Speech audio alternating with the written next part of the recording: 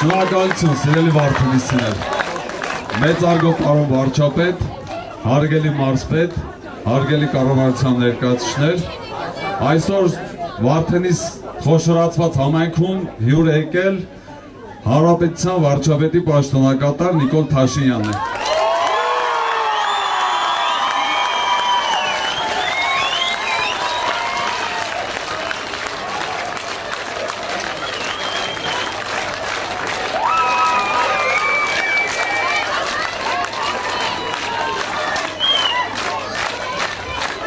Սիրելի վարդենիցներ, պարոն վարչապետ,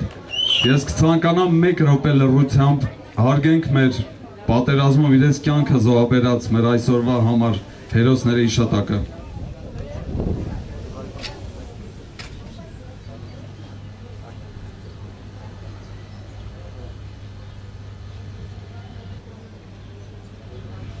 Շնորհակալություն։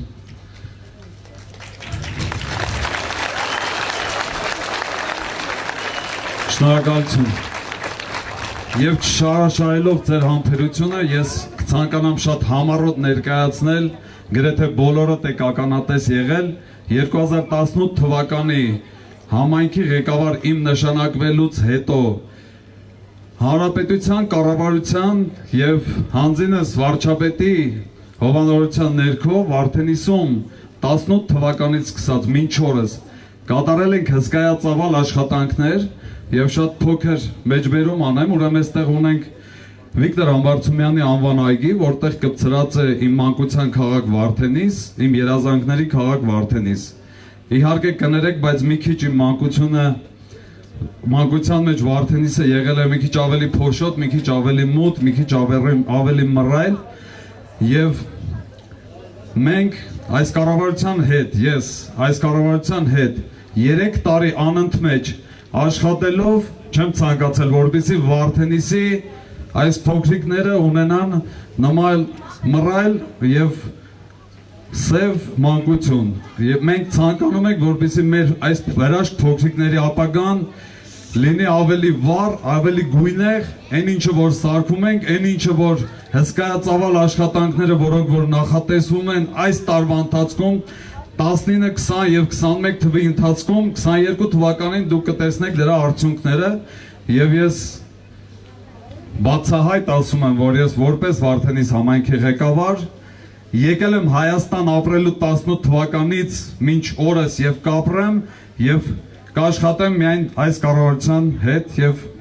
վարչապետի շնորհիվ։ Շնորհակալություն։ Սիրելի վարդենիսցիներ, Հայաստանի Հանրապետության հպարտ քաղաքացիներ, ողջունում եմ բոլորիդ։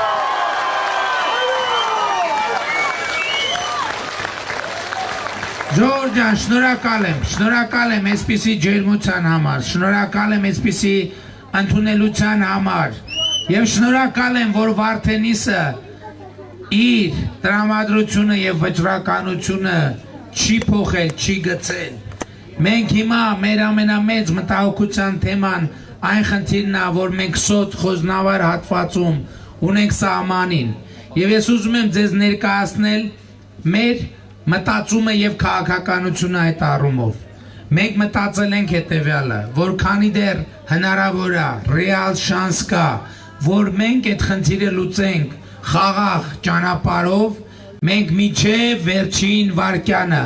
ամեն ինչ անելու ենք, որ մենք խաղաղ բանակցային ճանապարհով այդ խնդիրը լուծենք։ Եվ սրա համար կան շատ լուրջ նախադրյալներ։ Ինչու՞։ Որովհետև մեր բոլոր միջազգային գործընկերները ըստ էության պաշտպանում են այն դիրքորոշումը, որ պետք է ադրբեջանական զորքերը դուրս գան Հայաստանի Հանրապետության տարածքից։ Եվ իմ արձանագրումն է դա, եւ էլի ասում եմ, որպես կոմպրոմիսային տարբերակ ես առաջարկել եմ, որպեսզի զորքերը հայելային եղանակով հետ քաշվեն սահմանից, այդ սահմանին տեղակայվեն օրինակ ռուսական ներողություն, ոչ թե խաղաղապահներ, այլ սահմանապահներ, սահմանապահները պահեն հսկողության տակ այդ սահմանը, ինչի համար, որ տեսնեն, որ երկու կողմերը պայմանավորվածությունը պահում են, եւ որից հետո միջազգային հովանու ներքո ԵԱՀԿ Մինսկի խմբի համանախագահության ներգրավմամբ տեղի ունենա սահմանի դեմարկացիա եւ դելիմիտացիա։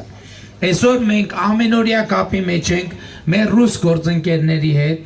նրանց ներկայացուցիչները եկել են եւ տեղում Սոտքից միջև Խոզնավար հատվածում նայել են տարածքները, այն հնարավոր կետերը, որոնք կարող են տեղակայվել, եւ հիմա ճիշտն ասած քննարկումներ են տեղի ունենում նրանց տեղակայման հնարավոր կետերը ճշգրտելու վերաբերյալ։ Եվ այսօր իրավիճակը սա է,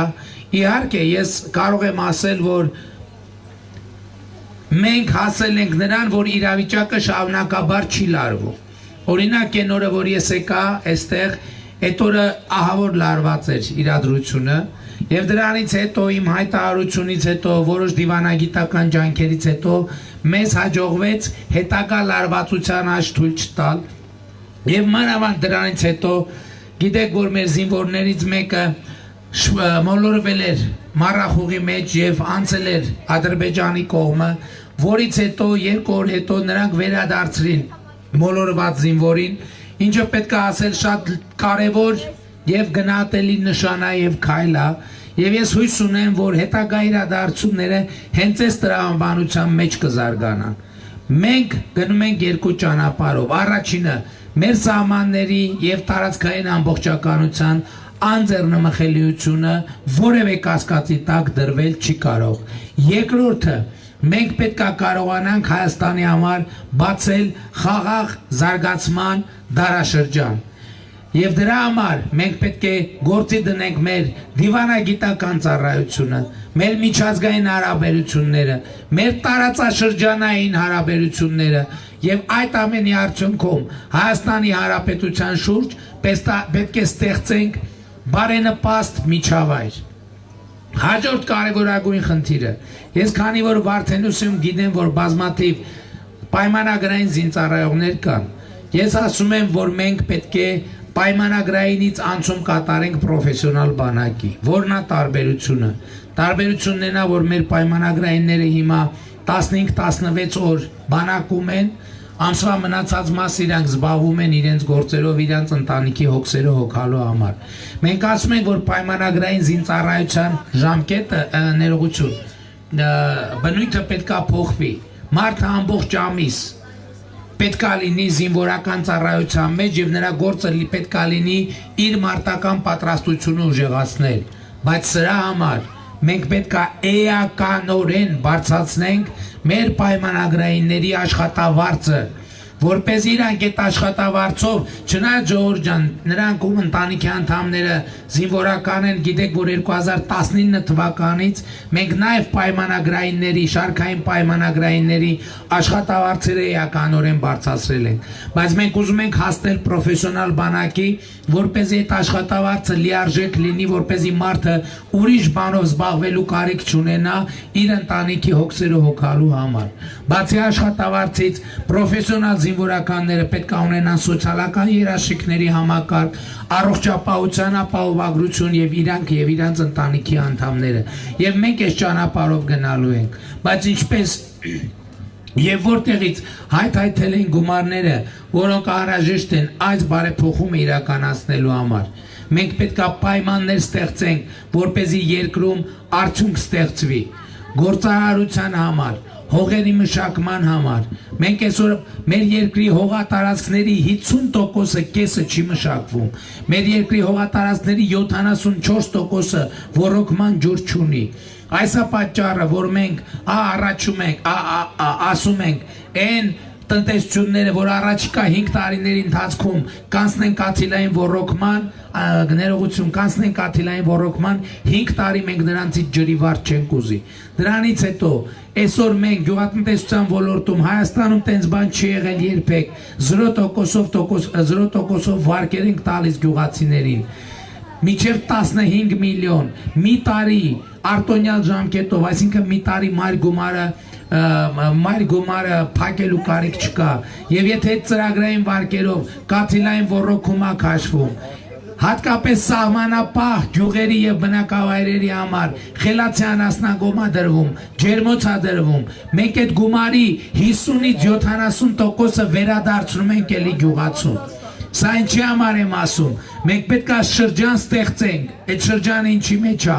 աշխատանք, հարկերի հավաքագրում, դրանց ուղղորդումը կրթության, անվտանգության, առողջապահության ուղղություններով, հետագայում աշխատանքի խրախուսում, ավելի մեծ արդյունքի ստեղծում եւ ավելի մեծ միջոցների ծախսում կրթություն, անվտանգություն, առողջապահություն եւ գործարարությունը խթանելու համար։ Մեզ համար շատ կարեւոր է, որ մենք ես ամեն անգամ այստեղով անցնելով տեսնում եմ Վարդենիսի այդ մարզադաշտը, որը տենց կիսա կարոջ վիճակում է գտնվում։ Ոչ մենք մեր երեխաների համար պետք է, ես ուրախ եմ, որ քաղաքապետարանում մենք նորը տեսանք հրաշալի մարզադահլիճ։ Մենք կողքի համայնքներում եւ հանրապետության բոլոր երեխաներին խոստացել ենք, որ իրանք պետք է ունենան մարզադահլիճներ պատշաճ կերպով իրանց նախ առողջ ապրելակերպի համար եւ երկրորդը պատշաճ պայմաններ ունենալու համար։ Մենք այսօր գիտեք, որ մենք կա Աննա իմ քայլը հիմնադրամ գոյություն ունի եւ մենք քննարկել ենք եւ որոշում ենք կայացրել, որ իմ քայլը հիմնադրամը առաջիկա տարիներին կենտրոնանալու է միայն մի բանի վրա, մի գործով զբաղվելու։ Հանրապետության, հատկապես գյուղական բնակավայրերի, դպրոցների ու մանկապարտեզների, զուգարանները եւ մարզադահլիճները նորոգելու եւ դրանք գույքով ապահովելու համար, որովհետեւ կարծում եմ, տեսեք ժողովուրդ, կարծում եմ, որ այսօր այդ էլիտար կառավարման մասին ես շատ եմ խոսում։ Հայաստանի մարզերը ամենևին ետնաբեմ չեն։ Հայաստանի սահմանամերձ եւ սահմանապահ գյուղերը ամենևին ետնաբեմ չեն։ Եկեք մեր սահմանապահ գյուղերով գնանք Դոսոտքից մինչև Սյունիքի մարզ, տեսնենք այդ գյուղերը ինչ վիճակում են։ Իսկ ոնց ենք մենք պատկերացնում այդ գյուղերի վիճակը, ով ուզում է դա պատկերացնի, թող գնա Տավուշի մարզի Այգեպար գյուղը, որտեղ մենք հունիսյան պատերազմից հետո հուլիսյան 2020 թվականի, չնայած մենք դա նախատեսել ենք, դա պատերազմի հետ կապ չուներ, այդ գյուղի բոլոր փողոցները ասֆալտապատել ենք, մի հատ վնասված տանիք չենք թողել, որպես այն տրամաբանությունը չլինի, որ սահմանապահ գյուղը հադելա ոչինչ ջոլակը գնան, ոչ։ Շատերը ես տարիներ առաջ Այգեպար գյուղ էի գնացել եւ հոդված էի գրել, ես մի մարդ կար, այդ մարդկանց տուն, որ հյուրընկալվեցի, ես սխալման բացի փաստորեն սա Հայաստանի վերջին տունն է դեպի սահմանը։ Այդ մարդը ինձ ուղեց, ասեց ոչ, սա Հայաստանի առաջին տունն է։ Եվ մենք սահմանին եւ սահմանապահ գյուղերին եւ համայնքներին վերաբերվելու ենք։ Հենց այդպես Վարդենիսով Հայաստանի Հանրապետությունը ոչ թե վերջանում է, Վարդենիսով Հայաստանի Հանրապետությունը սկսվում է։ Եվ այդպիսին պետք է լինի մեր վերաբերմունքը։ Ես ողջունում եմ քաղաքապետի համայնքի ղեկավարի տրամաբանությունը, որ ինքը խոսում է գունագեղության մասին։ Այո, մեր գյուղերը գորշ պիտի չլինեն։ Մեր երեխաների դպրոցներն ու միջավայրը գորշ պիտի չլինի, պիտի լինի պայծառ գունագեղ։ Մեր երեխաները պետք է պատշաճ կրթություն ունենան, որ Հովանես Թումանյանը մի բանաստեղծություն ուներ, չէ, սովետական միության սերունդը այդ բանաստեղծության համար քննադատում էր, ասում էր, որ բաները մեծերը ծառի տակ նստած գառը մորթած, ասում են ապրեք երեխեք, բայց մեզ պես չապրեք, բայց իրականում բոլորովին այլ բան է նկատի առնվում։ Մենք մեր երեխեքին պարտավորենք պատշաճ կրթություն ապահովել։ Դրա համար մենք ասում ենք հանրապետությունում 500 մանկապարտեզ են կառուցելու, 300 դպրոց են կառուցելու, որպեսզի Հայաստանի էլիտար, այսպես պսևդոէլիտար կառավարման դարաշրջանը ավարտվի։ Եվ մենք, երբ որ ասում ենք ապագա կա, մենք առաջին հերթին նկատի ունենք այս երեխաներին, ոչ թե նկատի ունենք մեր Չնայած այս դեպքում հիմա այնպիսի իշխանություն է, որ Հայաստանում, որ մեր ու ձերը տարբերակում չկա, այլ Հայաստանի Հանրապետության բոլոր քաղաքացիները, բոլոր գյուղերի, բոլոր ամենահեռավոր բնակավայրերի պետք է նույնպիսի կրթություն ունենալու հնարավորություն ունենան, որ մենք իրենք չդատապարտենք օրահացով գործանելու, այլ մենք իրենց կարողանանք ապահովել պատշաճ կրթությամբ եւ մասնագիտությամբ, որպես այդ մարդիկ կարողանան ապրել վաստակելով ապրել եւ իրենց ընտանիքի եւ իրենց երկրի բարեկեցությունը ապահովել։ Ժողովուրդ ջան, այս ամեն ինչի համար է այս process-ը տեղի ունենում։ Եվ հիմա այս ընտրական պայքարը վերածվել արդեն դասակարգային պայքարի։ Իրանք են վերածել դասակարգային պայքարի։ Հայաստանի Հանրապետության քաղաքացուն գյուղերում ապրող հովիվ մեկը անասնաբուծությամբ զբաղված, մեկը ուրիշ բան, մեկը իր տան գործերով գնում են նկարում, ասում են ում եք ընտրում, ասում է որ Նիկոլին ենք ընտրում, հետո ցույց են տալիս դե մարդ է, մեկը ֆերմեր է, մեկը գյուղատնտես է, ցույց են տալիս իբր բան չի, ենթադրենք հենց նոր չի, Վարշավ իրանոցից դուրս եկե կամ շպարվա, ասում են տեսեք ով է Նիկոլի ընտրողը, այո ես հպարտ եմ, որ այդ չարքաշ մարդիկ ոչ են ասում բոլոր ընտրակաշարք տվողներին, իրանց երկար տարիներ կեղեքածներին եւ իրանց ժեխ անվանողներին, դուք հունիսի 20-ին գնացեք ընտրական տեղամաս եւ ցույց տվեք թե ով է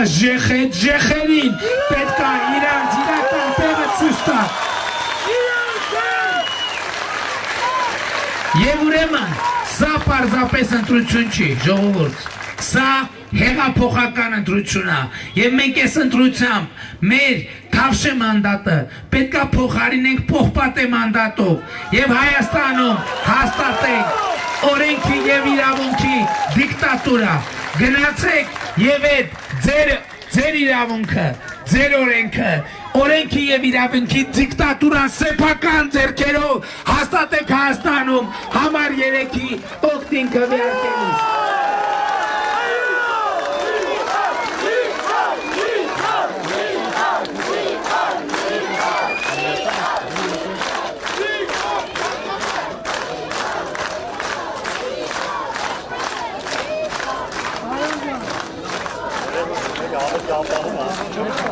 Ժողովուրդ, մեր կարգախոսը գիտեք, չէ, ապագա կա, ապագա, և ուրեմն, ապագա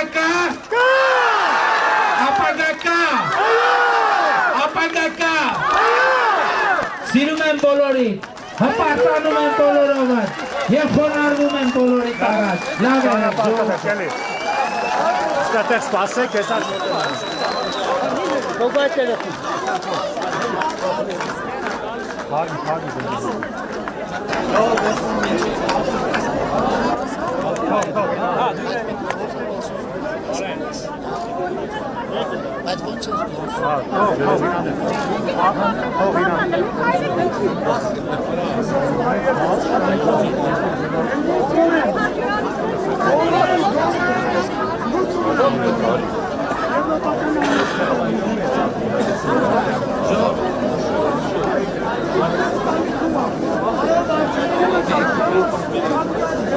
Մեկ, Ժորժան, մերրիման ուզումա ձեզ համար արտասան է։ Մենք Վարդենիսցի մանուկներս ցանկանում ենք, որ կապույտ երկինք, խաղաղություն, ողջ աշխարհին եւ ամենուր։ Կռիվներում ընկան նրանք, ամեն մեկը մի տան ջրակ, ամեն մեկը մի նոր որդի, Ամեն մեկը միեղ չկա երազանք հանապական, բայց զոհի պես չընկան նրանք, իբրև մարդիկ, որ սովոր են մահը վանել իրենց կյանքով, հանուն կյանքի, որ սովոր են զրկանք տանել, ընդեմ ծովին ու զրկանքին, ապրողների հոգիներում չի մեղմացել ցավը կծած, ատելություն փրփրած և հաղթության տեղ չհորին, իբիրտություն այն բոլորին, որ նայում եմ շիրիմներին նրանց, միայն իբրև մի բլուրի, որ հարթվում է կամաց, անմիտի պես մոռանալով, որ եթե չար թշնամուտեմ ապրողներին իրենց ուժով ուզեն քովեն ապարտելին, ընկածները իրենց ուժով վրեժով են սարսափելին։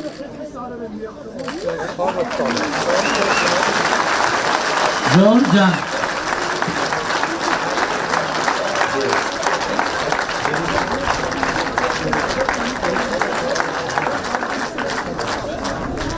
մեր ռիման մեր նահատակներից Դերենիկ Պողոսյանի դուստրն է, այս հատվածը կապ չունի, մի րոպե, այս հատվածը եկեք համարեն կապ չունի ոչ ընտրությունների, ոչ ընտրարշավի հետ, ոչ քարոզարշավի հետ, ուղղակի ռիման ասեց, որ ուզում է ամբիոնից արտասանի, ես չկարողացա նրան մերժել մեր նահատակների համար և մենք պարտավորություն ունենք նրանց առաջ և այդ պարտավորությունը պիտի կատարենք առաջին հերթին իրանց երեխաների զավակների առաջ։ Ապրես բուրուջը։ Շնորհակալություն։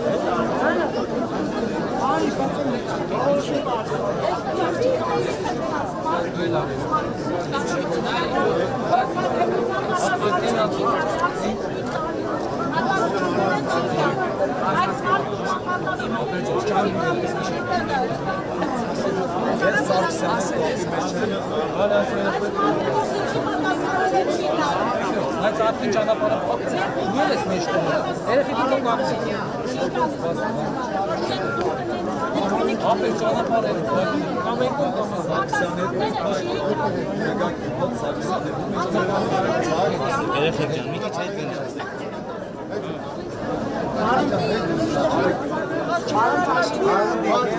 Առաջի մարդու, որտեղից առաջին է։ Ուրը չի կա։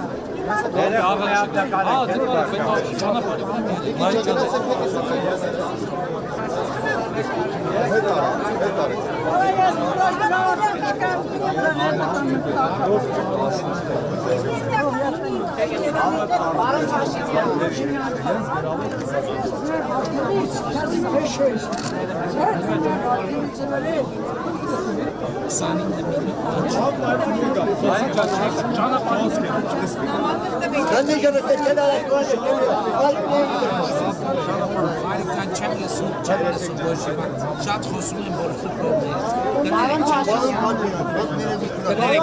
Արդեն շարում եք ժողովուրդ։